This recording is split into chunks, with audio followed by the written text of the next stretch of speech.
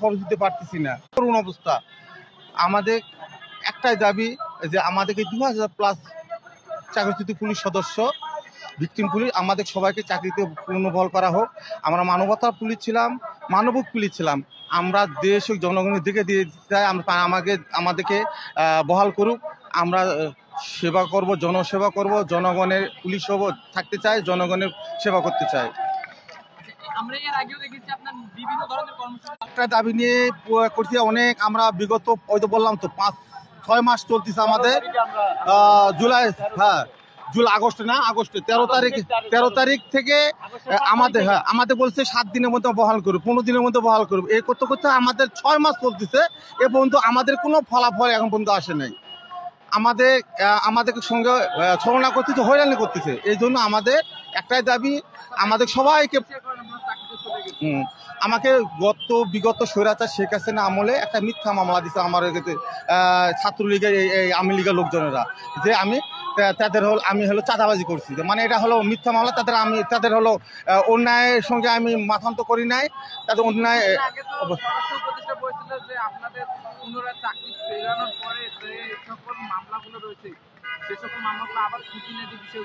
না, খুঁটিনাটি দেখবে, এবার দেখতে দেখতে তো 6 মাস, এটা কতবার দেখবে? এটা তো 6 মাস হয়ে চলতেছে। এটা তো আরো 15 দিন আগে, 15 দিনের মধ্যে বহাল করার কথা। সে 6 মাস চলতেছে, এ পর্যন্ত আমাদের একজনও বহাল হয় নাই। এটা আমাদের সঙ্গে ছলনা করতে, মিথ্যা আশ্রয়। এটা আমাদের কাউকে বহাল করেনি, কাউকে এক করে নেই। আমাদের বহাল করলে তো আমরা রাস্তায় নামতাম না। আমাদের তো মানবতা জীবন করতেছে। আমাদের খুব বিপদে, খুব কষ্ট আছে ভাই। আপনাদের মাধ্যমে দেশ জনগণ সবাইকে জানিয়ে দেয়, ঊর্ধ্বতন কর্তৃপক্ষকে জানিয়ে দেয় আমাদেরকে চাকরিতে ফিরে নিয়ে আসা হোক। আমরা সুন্দরভাবে সবাই পুলিশে আসে, মানবিক পুলিশ ছিলাম, জনতা পুলিশ, আমরা সেটা দেখে দিব। আমরা সুন্দরভাবে চাকরি করব, সুশৃঙ্খলভাবে চাকরি করব। ধন্যবাদ। দর্শক, আমরা এখানে অবস্থানরত আরো কিছু পুলিশ সদস্যদের কাছ থেকে জানার চেষ্টা করবো আসলে তারা চাকরি কেন হারিয়েছিলেন এবং তারা আজকে এখানে কেন অবস্থান করছেন। ভাই, আপনার চাকরি? আসলে আমার চাকরি যায়নি, গেছে চাকরি আমাদের চাকরি গেছে বিভিন্ন অজুহাত দেখে, বিভিন্ন মিথ্যা প্ররোচনায়, ষড়যন্ত্রমূলক ভাবে আমাদেরকে চাকরিচ্যুত করা হয়েছে। আমার চাকরি গেছে কমেন্টের কারণে, আমার চাকরি গেছে লাইকের কারণে, আমার চাকরি গেছে মাদক মামলা দিয়ে, আমার চাকরি গেছে মিথ্যা অভিযোগ দিয়ে, বানোয়াট মামলা সাজিয়ে আমার চাকরি গেছে। এইভাবেই আমার চাকরি গেছে।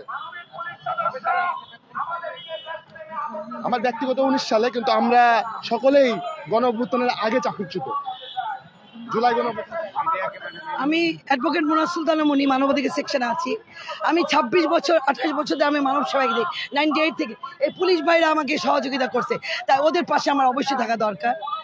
আজকে বড় আমি দুইবার গোল্ড মেডেল পেয়ে তাদের জন্য ডিস্ট্রিক্ট লেভেলে আমি কাজ করছি। ওরা এত অবহেলিত না। আমি ওদেরকে একটু আগত জানাই, প্রধান উপদেষ্টাকে বলি ওদেরকে বাঁচার মতো একটু সুযোগ দেন, ওদের চাকরি পুনর্বহাল করেন, ওদেরকে বাঁচতে দেন, খেতে দেন। ওরা তো পোশাকধারী একটা সৈনিক ছিল, সৈনিকের পোশাক নিস্তেজ করবে না, ওদের আবার আগের মতো করে দেন। আমার একটা রিকোয়েস্ট, যদি হাইকোর্টের লয়ার রাজপথে নামে না, আমি নামবো, জীবন যাব, তবু বলবো আজকে সন্তান নিয়ে তারা কষ্ট করতেছে, কত কষ্ট করতেছে। তাদের কি পড়াশোনা করতে পারতেছে না, খেতে পারতেছে না, বাসা ভাড়া দিতে পারতেছে, তারা কিভাবে বাঁচবে? আমি তাই প্রধান উপদেষ্টাকে আকুতি দিয়েছি, আজকে তারা পোশাক খেলে সমাজে অবহেলিত, তারা পুলিশ নামক থেকে আজকে বঞ্চিত হয়েছে। এর চেয়ে কষ্টকর হতে পারে না। পুলিশরা কত খুন হলো, কত মারা গেল, এটা কোনো ইতিহাস নাই। খালি সবাই বলে বৈষম্য রাজনীতি, আমরা শিকার যাই, কিন্তু এই পুলিশরা তো অপরাধ ছিল না। যদি মোদি তাদেরকে খুন করে, জো বাইডেন যদি খুন করে, তাহলে কি? এই দেশ তো আমেরিকার চাল আছে এবং ইন্ডিয়ার চাল আছে, তাই দেশটা ধ্বংস করছে। আমরা সেটা জানি। আমরা ইন্টারন্যাশনাল লয়ার, আমরা ভয় পাই না। মৃত্যু হলে মৃত্যু হবে, তবু আমরা বলে যাব। এই দেশটা ধ্বংস করছে দুইটা দল, আমেরিকা, জো বাইডেন এবং ইন্ডিয়া। তাই আজকের পুলিশ রাজপথে পড়েছে। যে পুলিশকে আমাদের কাজে লাগতো, যে পুলিশ আমাদের কাজ করে দিত, আজকে তারা এই অবস্থায় আছে। তাই ওদেরকে চাকরি পুনর্বহাল হোক, আবার তারা আগের মতো কাজ করবে, আবার জীবন ফিরে পাবে। আমি তাদেরকে বলতেছি, মানবাধিকার সেকশন থেকে আমি যেহেতু 4টা ফোরামের প্রেসিডেন্ট, জাতীয় পুরস্কার প্রাপ্ত, আমার একটাই রিকোয়েস্ট ডক্টর ইউনূস ভাইকে, তাদেরকে আবার নতুন জীবন ফিরিয়ে দেন, নতুন চাকরি। আপনি মেধাবী, আপনি জানেন আপনার মধ্যে মানবতা বোধ আছে, আপনি পারবেন। এটা করতে। আপনি কোনো দল করে না, আপনি মানব সেবা দিয়ে যান। তাই প্রধানমন্ত্রীকে আমি ভিক্ষা চাচ্ছি, ভিক্ষা আমার ফিরিয়ে দিবেন না। অ্যাডভোকেট মুন্নি আপনার কাছে ভিক্ষা চাচ্ছি আমার ভাইদের জন্য, আমার ভাইদের জন্য আমি ভিক্ষা চাচ্ছি। ভিক্ষার ছলি কেন ফিরিয়ে দিতে পারবে? ওদের ঋণ আছে, আজকে অবৈধভাবে তাদের কি করছে এটা দর্শক, এখানে অবস্থানরত চাকরিচ্যুত পুলিশ সদস্যরা যেমনটি বলছেন, বিগত সরকারের আমলে অবৈধভাবে চাকরিচ্যুত সকল পুলিশ সদস্যদের পুনর্বহাল করার জন্য অন্তর্বর্তীকালীন সরকারের সাবেক স্বরাষ্ট্র উপদেষ্টা ব্রিগেডিয়ার জেনারেল জনাব এম শাওকত স্যার কর্তৃক কিন্তু একটি পুলিশ হেডকোয়ার্টারকে কিন্তু একটি আদেশ দেওয়া হয়। সেই আদেশ কিন্তু অবিলম্বে বাস্তবায়নের জন্য এই পুলিশ সদস্যরা দীর্ঘ 4 দিন ব্যাপী কিন্তু তারা টানা অবস্থান কর্মসূচি পালন করে যাচ্ছেন। দর্শক, আমরা যদি আরো একটু কথা বলার চেষ্টা করি, একটাই দাবি আমাদের 2200+ সবাইকে আমাদের চাকরি গেছিল গত অবৈধ সরকারের আমলে অবৈধ আদেশ না মানার কারণে আমাদের বিভিন্ন অপরাধ দেখায়া আমাদেরকে চাকরিচ্যুত করেছে বিভিন্ন জেলা থেকে। আমাদের বৈঠকে নেয় না, আমাদের বৈঠকে নেয় না, একটার পর একটা মিটিং ডাকে পর্যালোচনা শেষ হয় না 6 মাস ধরে। আমাদের নেওয়ার কথা অনেকদিন আগে পুলিশ হেডকোয়ার্টারে যখন আমরা অবরুদ্ধ করে আমরা মিটিং তখন পুলিশ হেডকোয়ার্টার থেকে বলছিল যে আমাদেরকে দরখাস্ত দিবে, নিয়ে যাও। দরখাস্ত দিয়েছি, দেওয়ার পরে আজকে 6 মাস অতিবাহিত হয়ে গেল, এখন পর্যন্ত পুলিশ হেডকোয়ার্টার থেকে আমরা কোনো দিক নির্দেশনা পাচ্ছি না। আমাদের কোনো ফল করতেছে না। পরবর্তীতে আজকে রমনাজনের ডিসি হেডকোয়ার্টার মহোদয় স্যার আমাদেরকে আশ্বাস দিচ্ছেন স্বরাষ্ট্র মন্ত্রণালয়ের স্বরাষ্ট্র সচিবের কাছে আমাদেরকে নিয়ে যাবে, উপদেষ্টার কাছে। তো তা আসার পরে আমরা যদি সঠিক একটা দিক নির্দেশনা পাই তাহলে আমরা এখানে স্থগিত করব, আর নয়তো আন্দোলন আমরা চালিয়ে যাব সামনের দিকে। লাগাতার আন্দোলন চলবে যতদিন পর্যন্ত আমাদের ভিকটিম পুলিশদের চাকরি পুনর্বহাল না হবে, ততদিন পর্যন্ত আন্দোলন চালিয়ে যাবে। পারিবারিক অবস্থা এগুলা বইলা শেষ করা যাবে না, কঠিন অবস্থা, করুণ অবস্থা চলতেছে। কেউ রিক্সা চালায়, কে এমন আমাদের ভিকটিম পুলিশ আছে আপনার পপকর্ন বিক্রি করে, পানি বিক্রি করে, ভ্যান চালায়, রিক্সা চালায়, অটো চালায়। আমাদের করুণ অবস্থা, ছেলে মেয়ে, বউ, ছেলে মেয়ে, মা বাবা নিয়ে আমরা চলাফেরা করতে বহুত কষ্ট হয়ে যায়। আমাদের বৈঠকে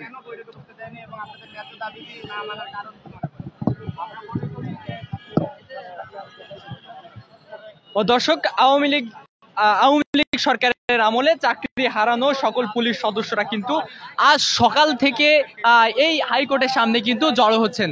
যেমনটি আমরা আপনাদেরকে দেখানোর চেষ্টা করছি, এর আগেও কিন্তু এই চাকরিচ্যুত পুলিশ সদস্যরা কিন্তু কয়েক দফা কর্মসূচি কিন্তু তারা পালন করেছেন এবং বিক্ষোভ কর্মসূচি এবং অবস্থান কিন্তু তারা পালন করেছেন। দর্শক, আজ সকাল 12টার পর থেকে কিন্তু এই চাকরিচ্যুত পুলিশ সদস্যরা কিন্তু এই হাইকোর্টের সামনে তারা জড়ো হতে থাকেন। দর্শক, আমরা যদি এই চাকরিচ্যুত সদস্যদের সাথে আরেকটু কথা বলার চেষ্টা করি।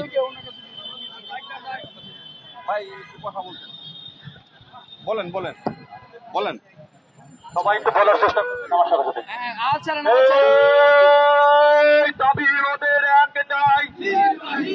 দর্শক, এই মুহূর্তে দেখতে পাচ্ছেন চাকরিচ্যুত পুলিশ সদস্যরা কিন্তু এই হাইকোর্টের মাজার চত্বরে দাঁড়িয়ে কিন্তু বিভিন্ন স্লোগানের মাধ্যমে তাদের এই কর্মসূচি কিন্তু পালন করে যাচ্ছেন, যেমনটি আমরা আপনাদেরকে দেখানোর চেষ্টা করছিলাম।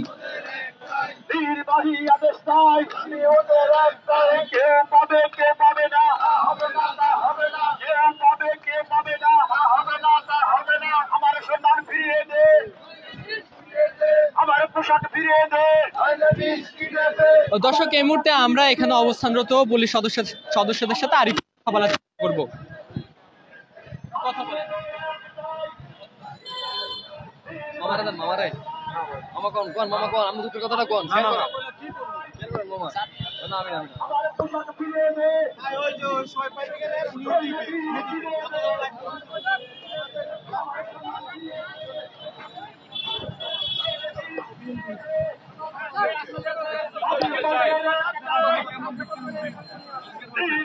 আমরা বিগত স্বৈরাচার সরকারের আমলে বিভিন্ন ট্যাগ লাগিয়ে আমাদেরকে চাকরিচ্যুত করে। আমাদের কারোর ফেসবুক কয়েকে বিয়ে, কারোর ভুয়া মুক্তিযোদ্ধা, কারোর ডোপ টেস্ট, কারোর মাদক মামলা, এসব বিভিন্ন কারণ দেখিয়ে হিন্দু থেকে মুসলমান বিভিন্ন কারণ থেকে আমাদেরকে চাকরিচ্যুত করে।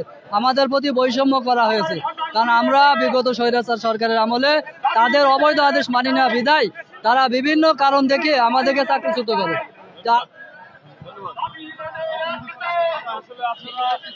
না না, বহাল তো থাকার প্রশ্ন, সেটা তো বৈষম্য বিরোধী সরকার, বর্তমানে বাংলাদেশে বৈষম্য বিরোধী সরকার, অন্যায় হওয়ার কোনো সম্ভাবনাই নাই।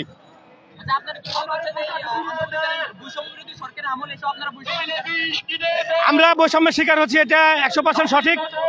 আর আমি আপনাদের মাধ্যমে বর্তমানে সরকার প্রধানকে জানাতে চাই যে আমরা যারা এখানে ভিকটিম পুলিশ পরিবার গঠন করেছি, আমরা কেউই জুলাইয়ের পরে না, জুলাই বিপ্লবের আগে চাকরিচ্যুত। আমি যেটা বলতে চাই যে বাংলাদেশে বৈষম্য বিরোধী সরকার, কিন্তু আমরা কেন বৈষম্যের শিকার স্যার? আমাদের রাষ্ট্রপ্রধান বর্তমানে বৈষম্যের শিকার ছিলেন। স্যার, আমাদের দুঃখ কষ্টটা আপনি বুঝবেন, আমাদের পাশে থাকেন, আমাদের দাবিগুলো মেনে নিয়ে যে আশ্বাস দেওয়া হয়েছিল মিথ্যা আশ্বাস, সেটা বাস্তবায়ন করার জন্য সরকার প্রধানের দৃষ্টি আকর্ষণ করছি। বিভিন্ন কারণ, যারাই তাদের মানে ভিন্ন মতের বিরুদ্ধে গেছে তাকে বিভিন্ন প্রকার ট্যাগ লাগাইছে। আমি একটা কথা বলি, এই যে ছাত্র বিপ্লবের সময় যখন আবু সায়েদ পুলিশের সামনে বুক পেতে দিছিল, তখন কিন্তু তাকে সরকার বলেছিল, তৎকালীন স্বৈরাচার সরকার বলেছিল সে নেশা করে গেছে। ঠিক সেরকমই যারাই তাদের বিরুদ্ধে কথা বলেছে বিভিন্ন ট্যাগ দিছে, কাউরে দিছে মাদক দিয়ে ট্যাগ দিছে। না, জুলাই আগস্টের ঘটনার পরে, নেককারজনক ঘটনার পরের কোন সদস্যই আমাদের এই ব্যানারে নাই। আমরা যারা আছি তার 100% নিশ্চয়তা দিতেছি যে সর্বশেষ 23 সাল পর্যন্ত আছে আমাদের এখানে। 23-এর শেষ ডিসেম্বর জানুয়ারি এরকম হবে আর কি। তবে এতটুকু আশ্বস্ত করতে চাই যে আমাদের এই ব্যানারে এই জুলাই বিপ্লবের কোন স্বৈরাচারী পুলিশের আমলের কোন পুলিশ সদস্য চাকরি নাই এখানে। আমাদের দাবি আদায়, যদি আমরা স্বরাষ্ট্র উপদেষ্টার সাথে বসছে, আমাদের প্রতিনিধি দল গেছেন, আসবে, আমরা আর কোনো মিথ্যা আশ্বাস চাই না। আমরা দাবি পূরণ না হলে আমরা বাংলাদেশের জনগণকে নিয়ে, যেহেতু আমরা অসহায় নিরীহ মানুষ, জনগণকে নিয়ে আমরা আমাদের দাবি আদায়ের জন্য রাজপথে থাকবো ইনশাল্লাহ। 6 জন 5 মিনিট হয়েছে। ভাই, আমরা পারিবারিক এবং সামাজিক ভাবে জীবিত লাশ হয়েছিলাম। আপনারা সবাই জানেন সমাজে কি পরিবারের কাছে আমাদের স্থান ছিল না।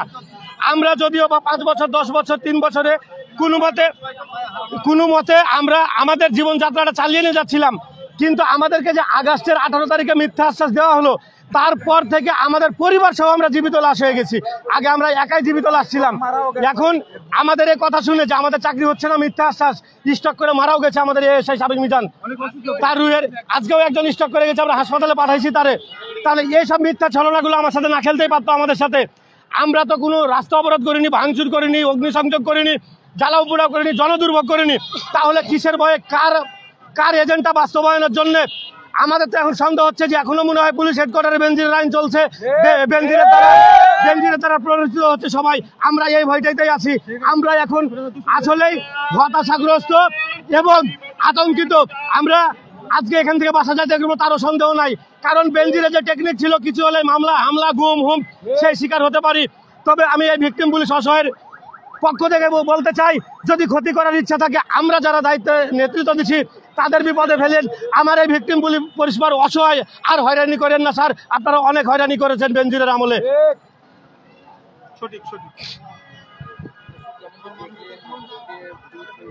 দর্শক, বিগত সরকারের আমলে অবৈধভাবে চাকরিচ্যুত সকল পুলিশ সদস্য তাদের চাকরি পূর্ণবহলের দাবিতে কিন্তু বিগত কয়েকদিন যাবৎ বিভিন্ন কর্মসূচি এবং বিক্ষোভ সমাবেশের মাধ্যমে তারা কিন্তু তাদের এই দাবি 5 মাস আগের থেকে আমাদের এই আশ্বাস দেওয়া হয়েছে।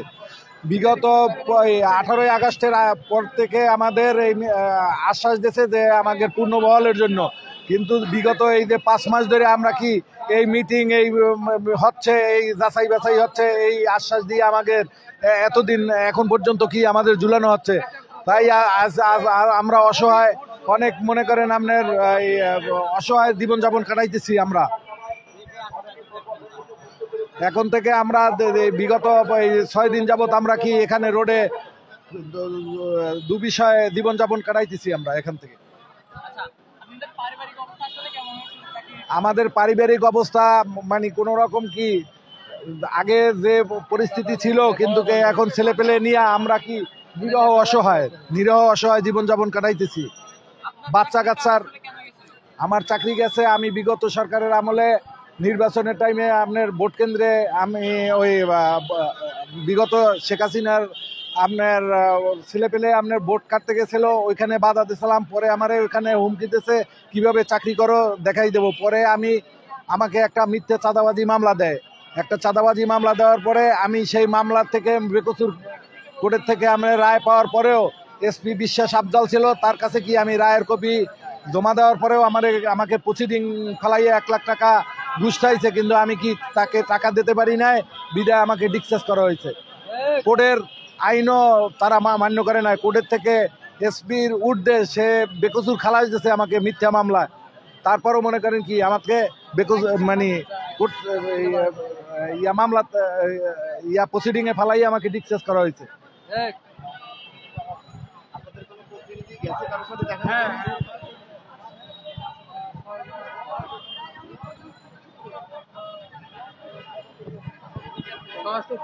দর্শক, এই মুহূর্তে যেমনটি দেখতে পাচ্ছেন, এই সকল চাকরিচ্যুত পুলিশ সদস্যদের কিন্তু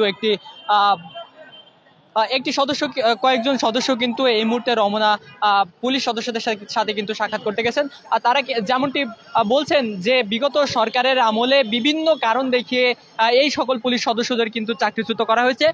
এমনকি হিন্দু থেকে মুসলমান এবং ফেসবুক পোস্টের উপরে ভিত্তি করে, ফেসবুক পোস্টের কমেন্টের উপরে ভিত্তি করে এই সকল পুলিশ সদস্যদের কিন্তু চাকরিচ্যুত করেছেন। চাকরি হারানোর পরে এই পুলিশ সদস্যরা কিন্তু মানবতার জীবনযাপন করছেন। এক সময় যারা দেশের শান্তি শৃঙ্খলা রক্ষার জন্য নিয়োজিত ছিল, এখন কিন্তু তারা কেউ দিনমজুর, কেউ রিক্সা চালক এবং কেউ শ্রমিক হিসেবে কিন্তু দেশের কাজ করে যাচ্ছেন। দর্শক,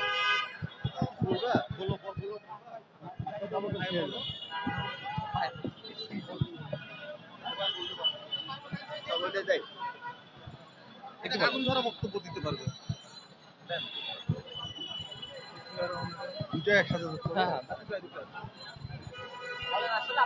বিসমিল্লাহির রহমানির রহিম।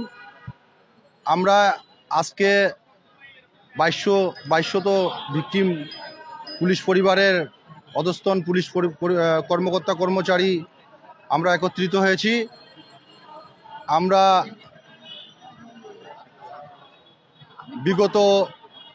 বিগত স্বৈরাচার খুনি হাসিনা, মাফিয়া খুনি হাসিনা সরকারের হয়রানির শিকার।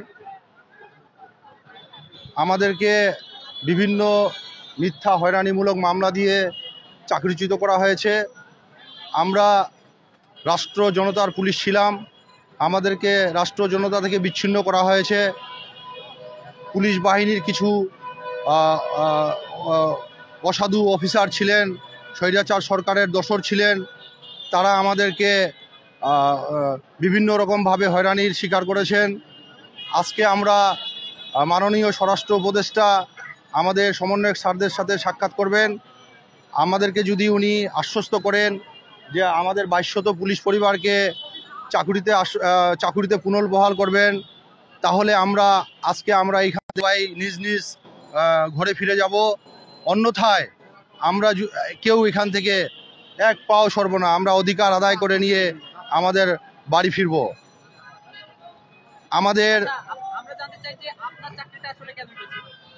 আমি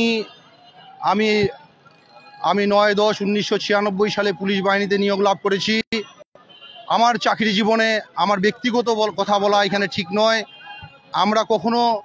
আমরা বলতে পারবো না, আমি বলতে পারবো।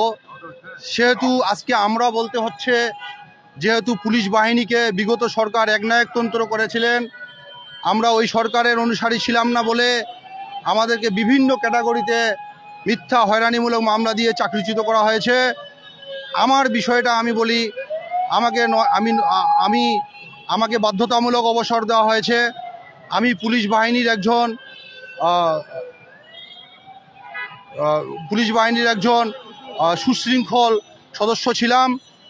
আমি দুষ্টের দমন, পুলিশ বাহিনীর যে লক্ষ্য উদ্দেশ্য, দুষ্টের দমন শিষ্টের পালন আমি পালন করেছি। মানবতার আমি পুলিশ ছিলাম। কিন্তু আমার পারিবারিক একটা ঘটনা, আমার পুলিশ বাহিনীতে আমি পুলিশ ইন্টেলিজেন্স ইউনিটে ছিলাম, ওনারা গ্রহণ করে আমাকে এসপি সাহেব বলেন যে মমিন, তোমাকে যদি আমি চাকরিতে রাখি আমারই চাকরি থাকবে না। আপনি আমার ফাইল দেখেন, আমার কনস্টেবল নাম্বার হচ্ছে 3300, আমার বিপি নম্বর হচ্ছে 7696।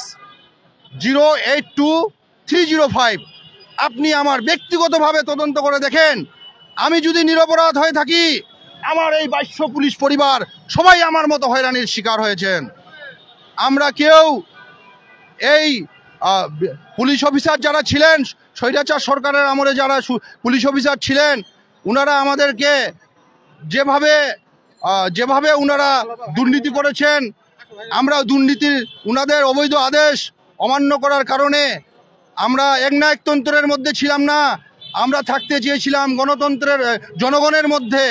আমরা থাকতে চেয়েছি রাষ্ট্রের মধ্যে। আমরা